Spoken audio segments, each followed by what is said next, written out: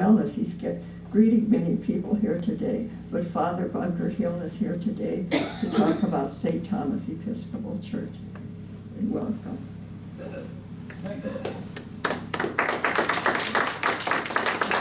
Please hold your applause. If you're still awake at the end of this talk, then you can applaud. I'm determined to put some of you to sleep. I don't know. As a preacher, I've always thought that if anybody fell asleep during my sermon, they needed the nap more than the. I had a guy. He was well on in years. He died at 103. And he used to fall asleep during my sermons, and he'd be like this. And I didn't mind one bit. Of course, he left the church a lot of money afterwards.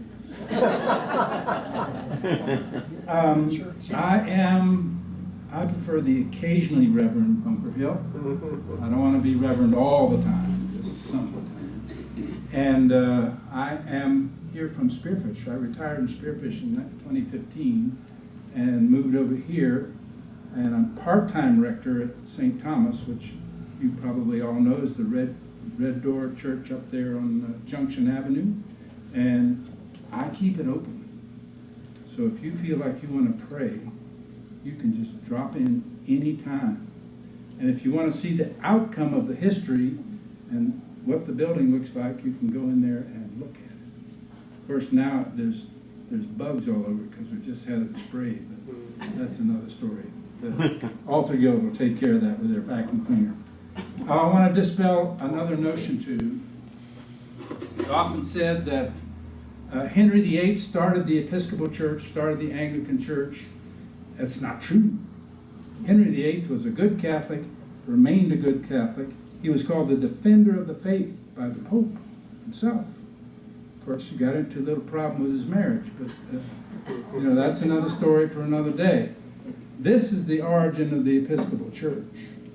I mean, we all go back to the disciples, but this is the icon of Gregory the Great, who sent St. Augustine of Canterbury, who was a monk, to England to start the Catholic Church.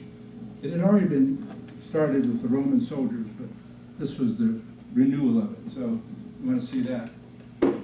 The pictures here are generally historical. They go from some of the earliest days with Father Tumman and Reverend Wiley and a couple of others, and then there's some more modern here, so you can see how some of the changes and some of the people that have been involved that I'll be talking about.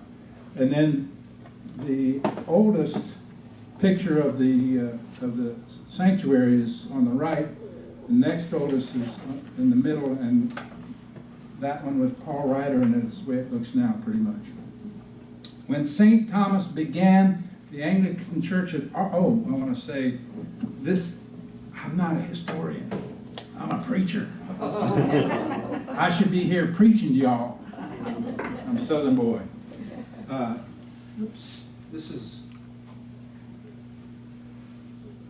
the copy I use. This is the library copy if you want to see that. But this was done by a real historian, so I borrowed a lot of her material because that's as thick as this is, and this is all I'm going to talk to you about. But you can check that out anytime if you want more history. At any rate, when St. Thomas began, the Anglican Church had already been in America for 250 years. Still, several significant events shaped the American Church in those years before its arrival in Sturgis, which in turn helped St. Thomas as it began. A short review of some of those events will help weave the tapestry of the church as it is today. Before the Revolution, there were no bishops in America. And that's what Episcopal means. Episcopal is about bishops. So we are the Episcopal Church.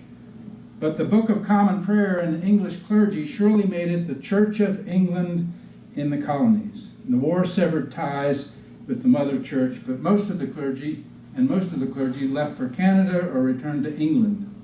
But for the lay people and a few rebel priests, the church would have failed at the Revolution. When the church reorganized after the war, and by the way, that war is the Revolutionary War for which I am named by my mother, Bunker Hill, right? The Battle of Bunker Hill. Don't fire till you see the whites of their eyes, and all that stuff. But that's not my real name, it's my real nickname. My real name is Ralph Julian Hill Jr., because I'm an Army brat. My mother was an Army brat. She named me after my father, who was away in France fighting the Germans. And so she did her duty, but then she didn't call me any of those names. And she says that raising me was like fighting the Battle of Bunker Hill. I don't know. I think she just wanted me to be noticed. I had that conveyed to me one time I was in line down in a reservation somewhere, and somebody said, "Your mother really wanted you to be noticed, didn't you?" I said, I hadn't thought about that. Anyway, when the church reorganized after the Revolutionary War, the bishops were finally consecrated. Lay people retained their influence as wardens and vestrymen, and much later vestrywomen. The shared authority of lay and clergy is a characteristic of the Episcopal Church. Now, I've got several of my bosses right here, making sure I don't mess up. At the time that missionaries were being sent to the Midwest, the church developed a high church, sacramental Catholic theology and worship due to the Oxford movement in England and a strong influence of Bishop John Henry Hobart of New York.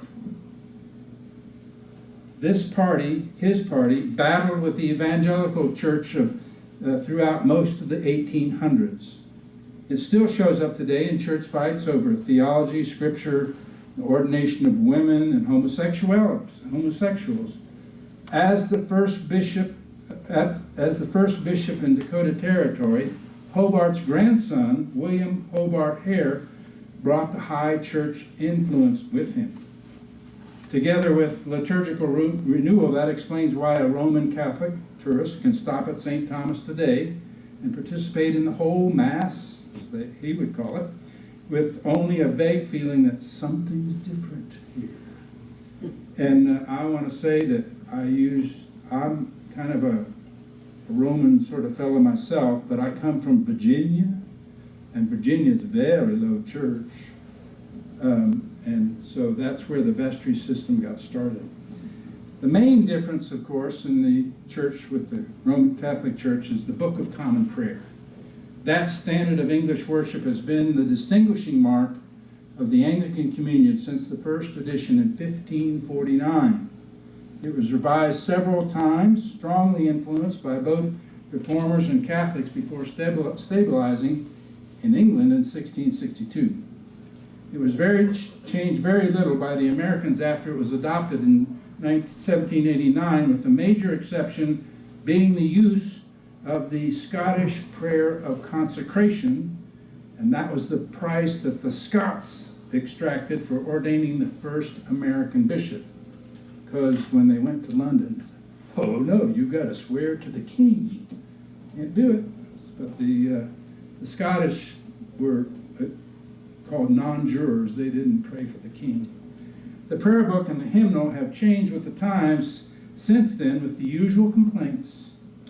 The revision of the prayer book in 1979 and the hymnal in 1982 were too great a change for some, with the ordination of women in 1977. And that drove many from the church, including one of the priests at St. Thomas. And I'll point that priest out a little bit later. The consecration of Gene Robinson in 2003 as the first openly gay bishop in the church upholding the historic episcopate caused a wide split of the evangelical churches. In South Dakota, there were a few dissenting clergy, more dissenting laypersons, but no churches that left the diocese. That was not true in my diocese in Virginia. That was sort of the hotbed of that division. In my church in Spearfish, I was single at the time, but I assured the members of the congregation that if I remarried, I would marry a woman. And they all felt kind of relieved at that.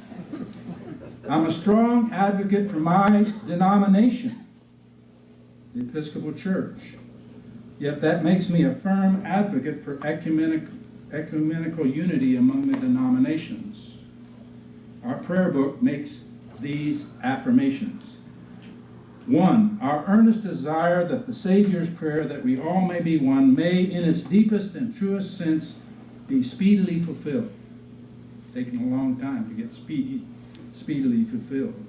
2, that we believe that all who have been duly baptized with water in the name of the Father and of the Son and of the Holy Ghost are members of the one holy Catholic and Apostolic Church. 3, that all things in human ordering or human choice relating to modes of worship and discipline or to traditional customs, this church is ready in the spirit of love and humility to forego all preferences of her own. Preferences. And 4, that this church does not seek to absorb other communions, but rather cooperating with them on the basis of a common faith in order to discountenance schism, separation, to heal the wounds of the body of Christ, and promote charity, which is the chief of Christian graces and visible manifestation of Christ to the world. Well, that was a long introduction to St. Thomas. St. Thomas was organized in the spring of 1887 as the St. Thomas Episcopal Society. Later that year, Bishop William Hobart Hare, I mentioned a little earlier, arrived by stage for his first official visit. The Sturgis Weekly Record commented on the extremely disagreeable weather. What else is new? But said that the Presbyterian Church was comfortably filled, and Hare preached a most able sermon, and after his service a good portion of the congregation remained to see about a church building. After some talk, it was decided to purchase the 6 lots north of F.M. Allen's residence on Junction Avenue. Charles Francis, the owner, agreeing to sell it for $1,000 and donating $400, making the property cost just $600. Bishop Hare will pay $200 cash on them. A church will be erected as soon as possible and regular services held. The papers were a bit more optimistic than history proved. The bishop did help the tiny congregation buy the land, but it was almost 5 years before a church was dedicated. C.C. Moody, editor of the paper, had reason to write enthusiastically about the prospects for the new church. His wife Hattie and children were to become very active members. Bishop Hare had been consecrated in 1873 and appointed bishop to the Niobrara district, which included 10 reservations in Dakota Territory. Hare's primary mission was to the Indians, but his work quickly expanded to what was then called the White Field, which included all of what is now the state of South Dakota. Years later, he wrote, "I was not sent out here as missionary bishop to Indians only, but to all persons, whether Indians or whites." Hare also was active politically in South Dakota. He organized an effort to change the liberal divorce laws and was influential in the repeal of prohibition, saying it would make a criminal out of every practicing Anglican and Roman Catholic. In April 1888, Hare visited the Black Hills by train this time. He wrote, "Sturgis is a town which shows, after a checkered career, many signs of new and permanent prosperity. I reached it in earlier days by a trying journey of 12 days across the wilderness with wagon, traveling tent, and mess chest. I now can roll into Sturgis, 13 miles from Deadwood, in the cars of one of the best managed railway systems in the country." Hare was right. Sturgis had a checkered career. The settlers were a rugged bunch, many traveling long way to settle in the Black Hills. In contrast to the Scandinavian eastern half of the state, many of them were from the British Isles or eastern cities, hence the interest in the Anglican services. Businesses quickly sprang up. Saloons, hotels, bawdy houses, mercantile stores, bakeries, and more saloons, as businessmen were quick to see a captive audience in nearby Fort Meade. Murders were not uncommon, and the soldiers in town on leave occasionally shot up Main Street. The streets were mud, but by 1887, Hare could come to Sturgis by train. Annie Talent, Black Hills pioneer, And the member of St. Thomas wrote in her book, "The Black Hills are the last hunting grounds of the Dakotas. Sturgis had its era of disorder, crime, and speedy retribution. It was by no means always a shining example of morality and good order. I repeat, it was by no means. And frequently presented scenes of mad recklessness that outrivaled and lawless even the worst days of the early mining camps. These conditions were occasioned in good part by the riotous behavior of some of the men at Fort Meade. Whiskey flowed like water, and after imbibing copious draughts of the fiery fluid, they proceeded to paint Main Street in all sorts of lurid colors." I wonder if it was worse than the rally.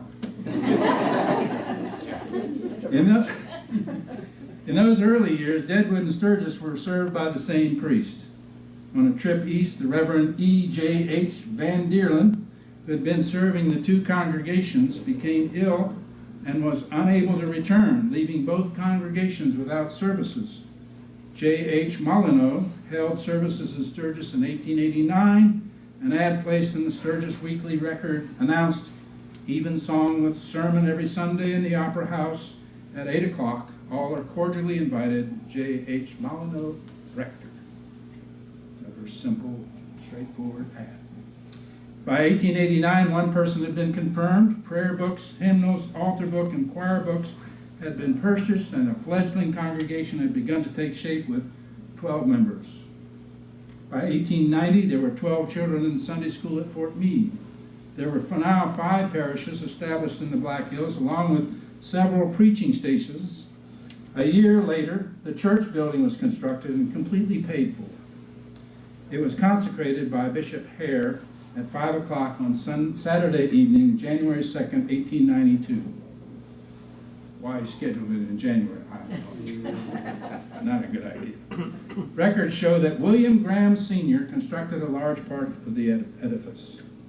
Annie Talent again wrote, "All this was not accomplished without a good deal of hard labor and much self-sacrifice on the part of the members, but the details of the story of their struggles to build and maintain the church may perhaps as well remain a matter of unwritten history. No words of mine can adequately tell of the patient, persistent, self-sacrificing work done by the women who love the church, and to them we owe a great debt," wrote Bishop Hare soon after he came to Dakota Territory. Later he added, "These ladies are an unspeakable blessing to the jurisdiction. These women come from love, and I think I am thus enabled to do the work which is to be done almost twice as cheaply and more than twice as well as would be possible if they were women who came for pay." From the beginning, this has been true of St. Thomas. There has never been a time when the women of St. Thomas did not provide the impetus for many activities of the congregation. From the first day, they were there with the Sunday school, socials, fundraising, and maintenance of the parish. Perhaps it would be appropriate to mention some of them here. Lucille Poznansky was a faithful Sunday school teacher and a leader in civic and church affairs. Emma Rodabank was the first school teacher in Sturgis and a founding member of St. Thomas. The St. Rhoda Guild sponsored many events, and in a 1908 picture shows Mabel, Pearl, and Eula Hale, Edna Anderson, Vera Weiss, and Alice Davenport. Martha Brown was born in Germany in 1885 and came to America when she was 3 months old. She became the cook and caterer and special friend to the entire city. She was honored with a Martha Brown Day in 1972 for her 71 years of service to the community. The kitchen at St. Thomas was equipped with the funds from her memorial. Lovely Galvin, that was her nickname, like Bunker Hill, Lovely Galvin. Nobody would call me Lovely Hill. She was a social leader in early Sturgis, and she became part of Sturgis folklore because of the wedding gift she gave to her daughter and her husband. And the gift, does anybody know? Good, I got something you didn't already know. the beautiful house on Junction Avenue, which is now the Black Hills Funeral Parlor. It was a wedding gift of lovely Gowan, her daughter and her fiance. The list of active women could become quite long, and I've avoided the risk of playing favorites by not naming anyone still at St. Thomas.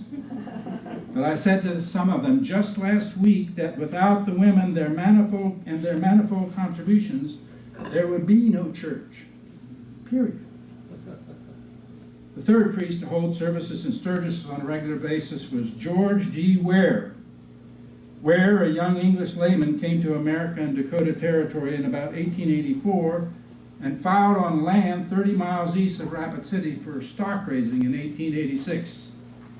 As Bishop Hare wrote in a history 20 years later, some 30 miles distant from his ranch was the town of Rapid City. The church people there, being without a clergyman and finding that Mr. Ware was a communicant of the church and familiar with their services as a lay reader, sought to secure his services in that capacity. He was licensed by me for several months and at great cost to himself of time and trouble, rode into Rapid City and held Sunday services. He was very successful in his ministry, quickly building up the Rapid City Church and still finding time to visit Sturgis, Fort Meade, and Buffalo Gap. Wow. In October 1891, he wrote about Sturgis. I repeat what I have many times said, that though there are not many families here, they are among the best workers in our field. Our Sturgis brethren have their new church nearing completion and will be ready for the bishop to consecrate it, and they will enjoy a sweet, warm, little home in their own and their God's. We are very grateful to our kind of church members at Fort Meade for their substantial help. The Sturgis church flourished, called a priest, called another, and continued to grow. Ware went on to serve as archdeacon in about 1891, when his career took it until about 1906, when his career took an unhappy sidetrack. Ware was tried and convicted of conspiracy to defraud the government out of 20,000 acres of grazing land in Hooker, Nebraska. But Ware was not down long. The family moved to Nebraska. Ware served a one-year sentence and was reinstated to the priesthood November 17, 1912. He continued to serve with distinction in Nebraska and moved to Hoquiam, Washington in 1920. When he died in 1929, the whole state mourned. Reformation is possible. Frederick North Tumman, originally from England, moved to Sturgis with his family from Long Island, New York, where he was a candidate for deacon's order. The Sturgis Weekly Record took note of his arrival, January 6, 1983. Timon, misspelled his name, the new Episcopal minister is expected on this morning's train. Reverend Ware will arrive at the time and services will be held at St. Thomas Church. Reverend Timmons is from Boston and comes highly recommended. Editor Moody had some of the facts confused and a name misspelled that seems to have checked out the new preacher's credentials. Father Tumman wasted little time in getting started as a visiting priest praised him. The church seems to have taken a new lease of life under the direction of the newly found leader, to whose vigorous, wise, and unselfish labors is added the ready, earnest, and unsparing efforts of the congregation. May the good Lord send us more such laborers for this portion of the mission field. Father Tumman is up there on the right in that picture. So that's a really old picture, congregation. He's here with his wife and daughter. Forget the location. So those are two pictures we have of him. Early photographs. Part of Father Tumman's success was due to his close work with Fort Meade, which included accepting an offer from the bandmaster of the 8th Cavalry to take charge of our music, sending us detachments from the band every Sunday. Good Lord, would we could do it today. don't think they have a band out there anymore. Maybe I'm wrong. In 1895, a sad event occurred when 2-year-old Horace Tumman died January 2nd of diphtheria. The Tummans placed an order with the J.T. Coxhead in Yankton for a carved oak font in memory of their beloved Horace. It's still up there and is still used today for baptisms and reads, "One Lord, one faith, one baptism." Father Tummans eventually got over his depression and got back on his feet to continue his ministry. In the 5 years he was in Sturgis, he baptized 131 parishioners, prepared 114 for confirmation, celebrated 39 marriages, and buried 53 souls. Tummans' successor was William Wiley. We got 2 pictures of him.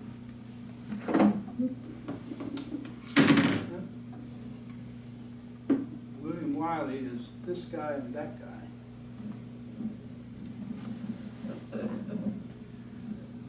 He arrived in January 1900.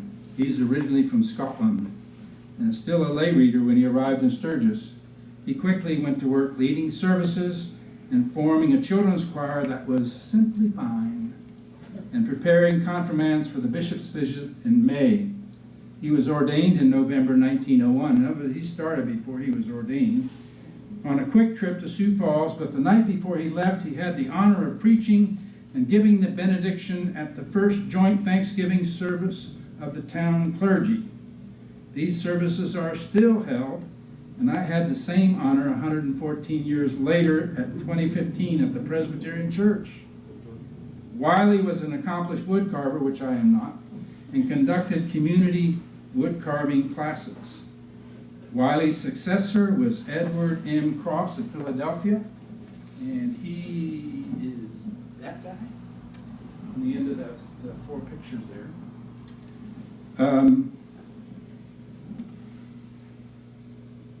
And St. Thomas was the first parish of what was to become his very successful career. He served in Sturgis until 1910 and then moved to Sheridan, Wyoming, where he served for 6 years. His next call was to St. Paul, Minnesota, where he served for 8 years, and then he was consecrated Bishop of Spokane in 1924 and served until 1954. Spokane will be mentioned a little bit later again. But get this, he was single, attractive, well-educated, and had a promising future.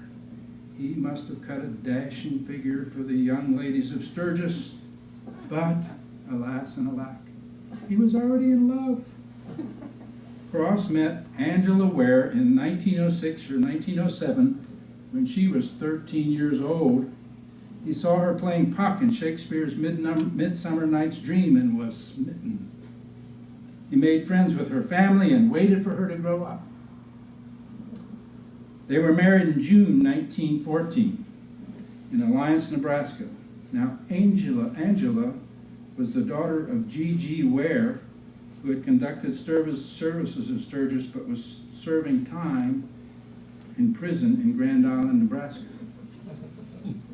But there were worse stories in Spearfish, I can tell you that.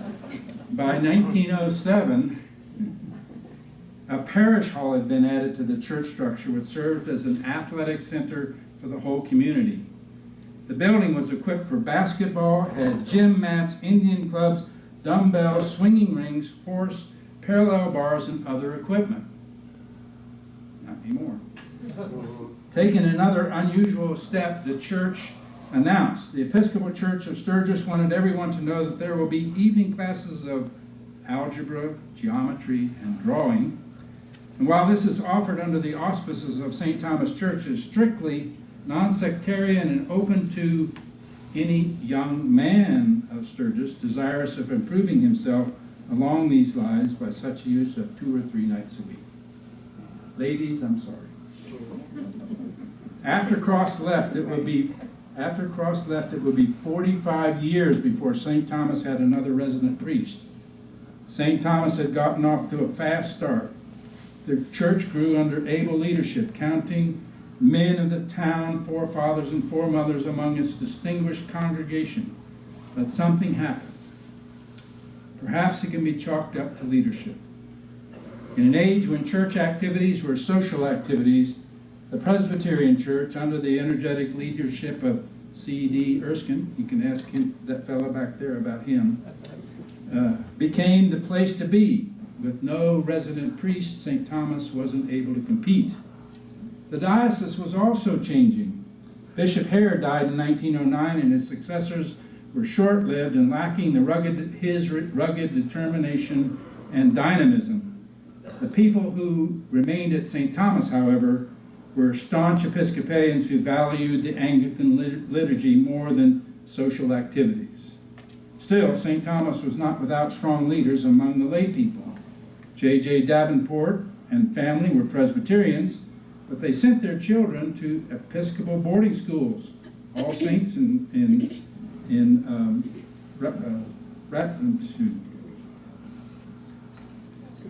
Sioux Falls, thanks. And once in a while, these brain farts come along. And Shattuck in Minnesota. But he later joined St. Thomas as well. Another such leader was Judge Hugh Caton. He didn't wait for the arrival of clergy to get organized. He borrowed priests from other congregations for Sunday services and housed them in his own home. When no priest was available, he was a licensed lay leader and able to lead morning or evening prayer himself. During his years in Sturgis, he served as the county auditor, treasurer, assessor, and county justice of the peace, hence the title Judge Caton. His wife Mabel was also well educated, having read for the law with her father in Nebraska. For years she served as her husband's assistant and secretary. Get this. Caton was also head of the short-lived Ku Klux Klan that made a brief appearance in Sturgis from 1922 to 1928. At a 5-state conclave in August 1924, there were 1,000 or more Klan members on the farm at one meeting. And that farm was Caton's farm up where Philtown is. His grandson, Charles Rambo of Sturgis, wrote a published thesis examining Caton's participation in the Klan and its impact. It seemed, however, that his Klan activities didn't interfere with his church work, nor did any parishioners see a conflict. The Klan died out in 1928, but the Caton's family church connection remained strong. Caton's daughters, Ruth and Nettie, were both members of the Altar Guild at St. Thomas, and Ruth remembers a near disaster that occurred one Easter. During Prohibition, 2 teenage boys from the congregation drank the communion wine. She and Nettie came to set up the altar as usual on Sunday morning and found an empty wine bottle. And you know what? That caused real trouble, didn't it? And the boys giggling in the sacristy. We had been coloring eggs, said Ruth, so I just took some egg dye, colored the water, and poured it in the cruet. Remember that tip for some time. No one ever guessed, and the service went on as usual. Now, we have AA in the building on a regular basis. We couldn't rule that happening. Rule that out. The Caton children grew up with a strong sense of church and family. The sons, Jack and Paul, both entered the ministry. Jack was ordained to the priesthood at St. Thomas in 1943, and Paul served the Methodist Church for many years. Judge Caton died in 1949 and his wife Mabel in 1957, good stewards to the end. They saw St. Thomas through some very bleak years. During the Second World War, the church was closed for some time. Coming home after the war, Freeman Steele saw an immediate need to reopen the church. Assuming the duties of senior warden and with the guidance of the Reverend Edgar Sigfield of Lee, Steele replaced the broken windows and bought a new organ, the old having been ruined by the wind, rain, and snow blowing in all those open windows. The buildings were repainted and an inside restroom was installed. Before that time, outside. For 45 years, visiting clergy ministered to a handful of parishioners. Then in 1955, with enough progress being made in restoring the church, the congregation decided to call a full-time priest. He was a recent seminary graduate, James Monk, and he's right here. I don't think there's another picture of him up there. No, just that one picture. There's more in the book, if you want to look at that. He led his first service June 25th, 1955, but wasn't ordained priest until January 28th, 1956. He was an accomplished musician, and under his leadership, the parish soon increased in numbers from 20 families to 95 active members. In September 1956, a new rectory with 7 rooms and an office was completed next to the church. Right, Boyd? Boyd was part and parcel of building that, and I live in it.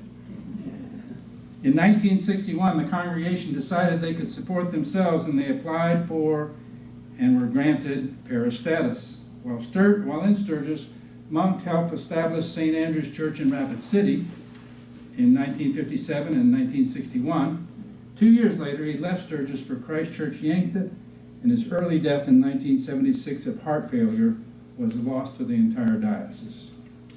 Charles Vergith came in 1962, and I don't believe I have a picture of him anywhere, but there's some in the book.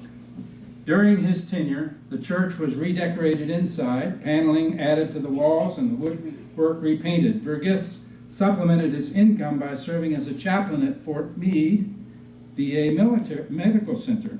He was the first of 3 priests to have done so, lightening the load a bit on the St. Thomas Treasury. Reverend Eric Wright served St. Thomas from 69 to 75. And this little picture is him. You can see that back there? No. You can come look at it. His tenure was wrong guy. When he returned, in 1975, he retired to Vail. During his tenure, the present 2-manual Allen organ was installed, and a 2-car garage was added behind the rectory where I park my car. He was a strict Anglican from England who had very definite beliefs in how and what should be done. He was not able to compromise with the ordination of women, nor the use of the new Book of Common Prayer, and left the church in the 1970s. He eventually served as a priest in a breakaway Anglican church. He's still remembered, however, with great affection, and many of the present parishioners owe their churchmanship to Wright. He knocked on many doors and literally talked people into church. Now, I tell you, when I came, he was the priest I heard most often about. So, things don't jive with how we think they might ought to. The Reverend Clayton Holland arrived in 1975. I think there's a picture of him up here somewhere. No, I take it back. No. His tenure was sometimes stormy, but many considered him to be an excellent teacher. He and his wife Jenny bought their own home in Sturgis and made it possible to turn the rectory over to the Sunday school and religious education classes. Holland also served as a chaplain at Fort Meade. In 1980, he moved to Texas and became a full-time chaplain. With the arrival in 1980 of Tom Newman, his wife Shirlene, and family, big changes came to St. Thomas. Cursillo, a lay renewal movement, had come to the diocese in 1976. Holland had refused to attend, a prerequisite for parishioners to attend. Newman, however, was very supportive of the 3-day weekend of renewal and urged any and all to take part. Many in the congregation did attend and came back fired up in their new life, ready to tackle anything. But the job they tackled was to completely rebuild the church. To the amazement of the town, the 90-year-old structure was jacked up and a basement dug underneath the entire church. The members, meanwhile, worshipped across the street at the funeral chapel, Kincaid Funeral Chapel, for a few months, but were back in the new church by the spring of 1983. One of the preachers who attended Cursillo was John Shepherd, a Sturgis attorney. He wasn't eternally an attorney. He was ordained a deacon in November 1986, the first of South Dakota's parish deacons. That status didn't last very long, however, because in 1988 John was called to the priesthood and attended Church Divinity School of the Pacific in Berkeley, California. He earned his MDiv and was ordained as a priest in 1991 and served Trinity Church in Pierre for 7 years. In addition to his congregational duties, he spent much time working with the Lakota people and as an assistant to the bishop. He left South Dakota for Spokane, Washington. I told you you'd hear about that again, in 1998. He served there until his death in 2009, prematurely from a heart attack. Newman left in 1982, and the Reverend Ed Howell, all the way on the end there, the second native South Dakotan to serve St. Thomas, was called to be the rector of St. Thomas in June 1983. He arrived in time to see the completion of much of the basement work and to assist in the second big project, the complete restoration of the sanctuary. Going from that to that, the way it is now. Due to a very generous gift from Rand and Marjorie Vandervoort, the original frame building, put up in 1891, was stripped to the studs, rewired, insulated, recarpeted, etc. The first service was held in the new sanctuary on Palm Sunday, 1984, and the church was rededicated that summer. The basement includes new Sunday school rooms, large restrooms with showers, and modern kitchen with custom-made cabinets made possible by the Martha Brown Memorial I told you about earlier, and a comfortable parish hall. The old Guildhall was remodeled into an office, my office, which you do not want to go into. You will be completely scandalized, as was John just the other day. He said, "That's the messiest office I've ever seen." He's right. He's right. Then the old kitchen is now the sacristy. The sanctuary is designed about the beautiful carved oak reredos, and that's the thing in the back of the altar there, representing some portion of Christ in the Black Hills. Let's see. That reredos is a memorial to Jarvis and Jeanette Davenport from their daughter Gwen. The curved altar platform and rail reflect the liturgy of the people. And care was taken to preserve the old ornate pews, chairs, and railings while blending with an intimate feeling of a chapel. The 6 stained glass windows were rescued from an old French Roman Catholic church in Detroit and completely restored and refitted for St. Thomas. They are a gift of Marion and Morris Hirschrud in memory of her mother, Louise Matthews. The 2 backlighted windows in the front are memorials to Reverend James Monk, Morgan Elton, and William Brown. Many, many people gave till it hurt of both time and money to complete the remodeling and have been rewarded with a beautiful church to the glory of God and for their use as a sanctuary for worship and witness to the wider community of Sturgis. Father Ed and his wife Terry moved to Seabury Western Theological Seminary in 1987, but not before Terry had completed Centennial History, from which most of this material has been taken. It took her about a year to research and compile, and it was a great gift. Since that time, the parish has been served by 8 priests, mostly of short duration. For the first 2 of those tenures, St. Thomas was yoked to St. James. In other words, the priest served both congregations in Belfouche, which was supposed to help both congregations, but the results were kind of mixed. Among the 8 were 2 women priests, Elizabeth Bryan and Kay Jennings. Kay Jennings is my predecessor, and she's pictured over here, and an ex-Catholic priest, and that is the guy next to her, Vern Raschke. The congregation received a brief injection of enthusiasm during the 4 years that St. Thomas was served by the Reverend Tom Campbell, another South Dakota native. And it was during his tenure that AA began holding meetings at St. Thomas, which has been a blessing that allows us to support a vital community service while receiving some of the benefits that sobriety offers. I am the 20th rector of St. Thomas, and I serve part-time in retirement. My wife Jane works for Black Hills Special Services in Sturgis, and we both feel very blessed to be part of the life of St. Thomas and heirs of its rich tradition, which I have tried to express to you today. Thank you.